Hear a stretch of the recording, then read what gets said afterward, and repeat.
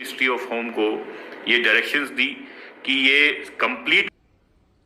जय हिंद, जय भारत, वंदे भारत। जय हिंद दोस्तों, स्वागत है आपका अपने YouTube चैनल पर। दोस्तों, ये चैनल हमने गरीब लोगों की मदद के लिए बनाया। आप लोग हमारे चैनल को सब्सक्राइब करो जिससे हम गरीब लोगों की मदद कर सके। किसी साइज और जबरदस्ती नहीं, जिसे हेल्प करनी है वो चैनल को सब्सक्राइब करके अपना योगदान दे। किसी पर कोई जोर जबरदस्ती नहीं है। अगर आपको सब्सक्राइब करना है तो करे। मिनिस्ट्री ऑफ होम को ये डायरेक्शंस दी कि ये कंप्लीट करेंगे recruitment process head constable ministerial का within 8 months from the date of the order, that is 28 October 2022। और अगर इन्होंने ये ऑर्डर को कंप्लाई विद नहीं किया तो उस केस में director general of CRPF and secretary to the Ministry of Home, they will be personally liable for contempt of the court of the Honorable. जय हिंद, जय भारत, वंदे मातरम। मैं रविंद्र फौजी। अभी मेरे पास पांडे जी का कॉल आया है कि हमने आज अपना रिजॉइंडर फाइल कर दिया है।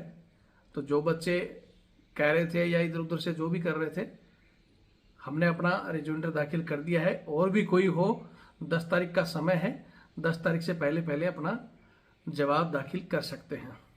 पहला पॉइंट ये। दूसरा पॉइंट आज मैं आपको एक बताना चाहता हूं। वैसे कल पांडे जी से भी मेरी काफ़ी बात हुई थी और वो कह रहे थे कि दिल्ली हाई कोर्ट हमें हमारे पक्ष में न्याय कर सकता है। जो दिल्ली के अभी चीफ है कोर्ट के, बहुत अच्छे हैं और निष्पक्ष निर्णय देते हैं। मैंने उनसे चर्चा की थी कि सुप्रीम कोर्ट में हम कब जाएंगे, क्या करेंगे। तो उस विषय में उन्होंने कहा कि बैठकर बात करेंगे इस चीज़ में।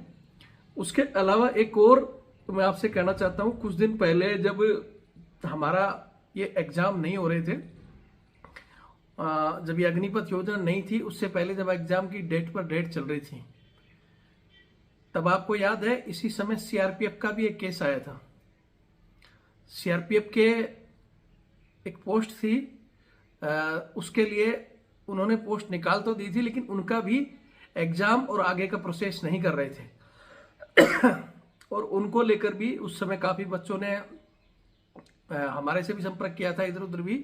तो उस समय एक दिल्ली में राधा कृष्ण करके एक लीगल एनजीओ है, जिनके वकील साहब से मेरी उस समय बात हुई थी। तो उन्होंने बताया था कि हमने ये जो सीआरपीएफ के बच्चों का हमने केस डाला है, और उस केस के अंदर उस समय ही, यानी लगभग मई जून की बात है, जब हमारा ये अग्निपथ आ गया था।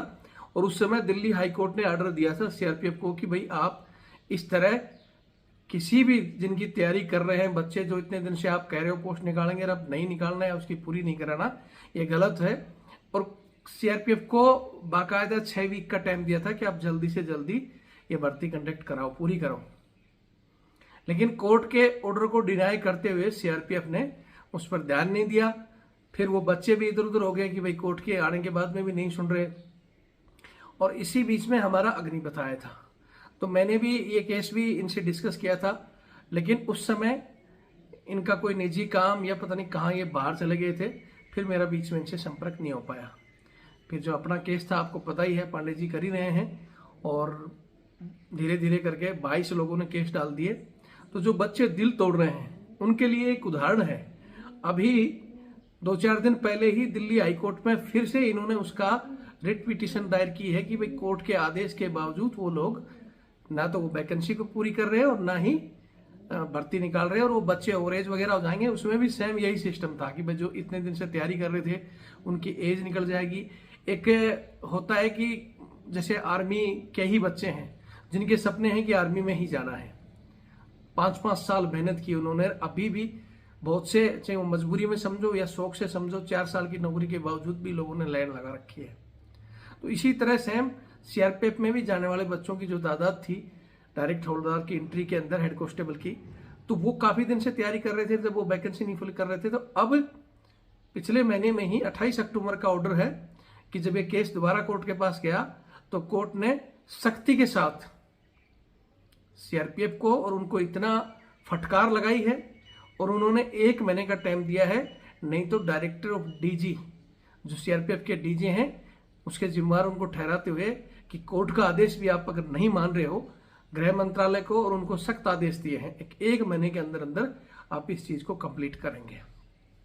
यानी ये उनका वीडियो भी है वकील साहब का, मैं आपको वो वीडियो भी दिखाऊंगा, या तो इसी वीडियो में ऐड कर दूंगा या मैं अलग से ऐड करूंगा, क्योंकि मैं आज कहीं जा रहा हूं और कल भी आपको पता है लेट नाइट में दिल्ली से आया था, और अभी 2-4 दिन हम कुछ ऐसे कामों में लगे हुए हैं। हमारा वो सहायक प्रथा का केस है, उसके सिलसिले में भी और इस केस के सिलसिले में भी।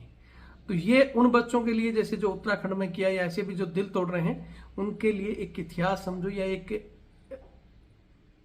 मतलब एक जजमेंट समझो कि कोर्ट कभी भी नाइंसाफी नहीं करता। वो सरकार या इस तरह चाहे वो सीआरपीएफ हो या आर्मी हो, एयरफोर्स हो, उनको फटकार लगाता है और इन्हें देना पड़ेगा। आर्मी के जो जनरल साहब ने ये स्कीम लाई, फौलाना लाई, बिना सोचे समझे, स्कीम तो गलत है ही है, सबको पता है इस स्कीम में बहुत सी खामी है, और अब उनको भी लग रहा है खामी है, और वो सरकार को गाइड भी कर रहे हैं, लेकिन सरकार ने इसको अपनी नाक की हड्डी बनाते हुए वो चाहे करेगी जरूर, या तो चुनाव के समय करेगी। जैसे अभी विपक्षी पार्टी कांग्रेस ने क्लियर कर दिया है कि वो सत्ता में आई तो ये रोल बैक होगी।